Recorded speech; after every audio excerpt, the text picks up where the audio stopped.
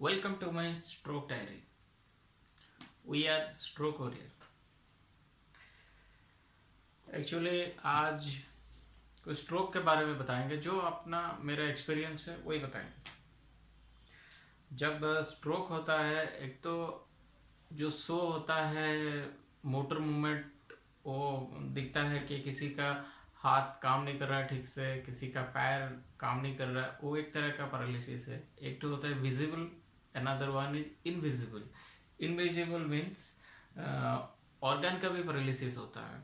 जैसे कि हम अपना पिताजी का केस में महसूस किए हैं। जैसे उनका लेफ्ट साइड क्लॉटिंग था तो राइट साइड पैरालिसिस है। तो राइट साइड पैरालिसिस में क्या होता है, राइट साइड का ईयर से ear, I, one side nose, even one side nose में आप निडलिंग, हम जो एक्यूपंक्चर करते हैं, निडलिंग करते हैं, तो इस साइड में, ये मेरा राइट साइड है, आपको हो सके फ्रंट कैमरा के चलते अलग दिखता होगा। तो राइट साइड में निडलिंग करते हैं तो पेन नहीं होता, लेफ्ट साइड में काफ़ी ज़्यादा सेंसेशन रहता है। वो मेरा अपना एक्सपीरियंस है। तो राइट साइड का जितना भी ऑर्गन वो फंक्शन करना, जितना वो फंक्शन करना चाहिए था उतना नहीं करता। जैसे कि आपका लार्ज इंटेस्टाइन है तो इस साइड उसका मोमेंटम कम रहता है, इस वजह से उनको कॉन्स्टिपेशन भी रहता है। और जैसे रहता है गोल्ड ब्लैडर, लीवर, वो भी ठीक तरह से फंक्शन नहीं करता। उस वजह से उनको काफ़ी सारा ऑर्गन रिलेटेड भी दिक्कत रहता है। जैसे किडनी किडनी फंक्शन नहीं ठीक नहीं रहता है तो एडिमा रहता है।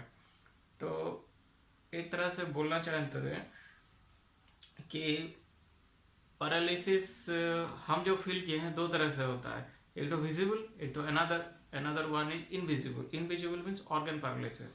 और उनका यूरिन सिस्टम, यूरिन इन्फेक्शन रहता है, तो ब्लैडर भी अफेक्टेड रहता है।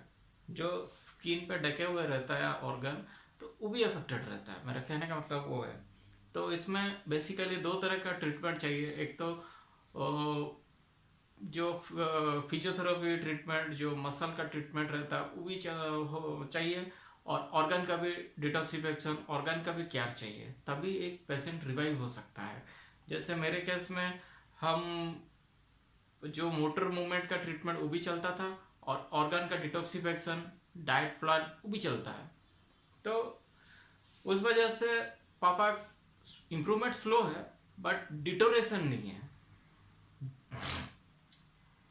जैसे उनका भी बहुत सारा प्रॉब्लम था। उनका एक कान में सुनाई नहीं देता था ना बाबा, सुना जाओ ना इतना। और राइट साइड का आंख में विजिबिलिटी भी कम था। और जैसे कि उनका गोल्ड ब्लैडर भी अफेक्टेड था, गोल्ड ब्लैडर में स्टोन था, इन्फेक्शन था, और लीवर भी अफेक्टेड था, किडनी भी अफेक्टेड था। उस वजह से अभी भी पूरी तरह से किडनी ठीक नहीं है, इस वजह से एडिमा है। और यूरिनेशन का प्रॉब्लम काफ़ी ज़्यादा रहता है। कभी कभी डार्क यूरिन रहता है, कभी कभी यूरिन नहीं होता है, कभी कभी ज़्यादा यूरिन रहता है। तो यूरिनरी डिसऑर्डर रहता है। आओ क्या बाबा? आओ आओ तो ठीक से आओ। ठीक, हाँ, ओके, थैंक यू। हाँ।